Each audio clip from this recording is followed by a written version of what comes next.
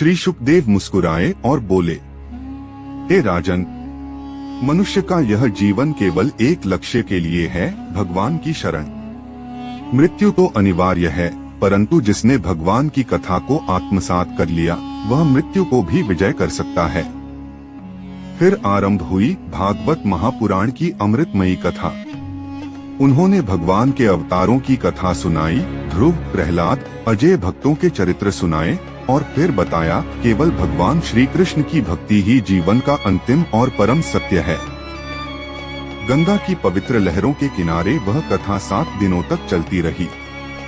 राजा परीक्षित का मन अब शुद्ध होता गया, हृदय निर्मल होता गया।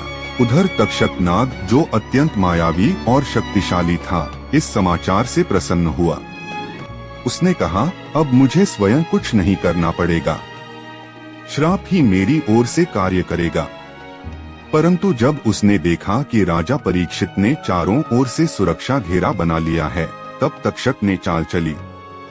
वह एक ब्राह्मण का वेश धरकर राजधानी पहुंचा और कुछ तांत्रिकों की सहायता से राजमहल के भीतर प्रवेश कर गया। 7वें दिन जैसे ही सूर्यास्त हुआ, तक्षक ने अपना असली रूप धारण किया। उसकी आंखें अग्नि के समान लाल थीं, शरीर में विष की ज्वालाएं उठ रही थीं और वह गरजते हुए महल में प्रविष्ट हुआ। राजा परीक्षित उस समय ध्यान में लीन थे। तक्षक ने एक झटके में उन्हें डंसा और महान राजा परीक्षित ने प्राण त्याग दिए, परंतु होठों पर भगवान का नाम लेकर। राजा परीक्षित की मृत्यु से पूरा राज्य शोक में डूब गया।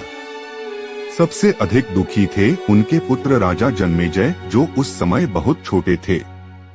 जैसे जैसे वह बड़े हुए, उनके हृदय में अपने पिता की मृत्यु का दुख और प्रतिशोध की भावना और भी प्रबल होती गई। जब वे युवावस्था में पहुँचे और राज्य संभाला, तो उन्होंने प्रण लिया, मैं उन नागों को नहीं छोड़ूंगा जिन्होंने मेरे पिता की हत्या की है।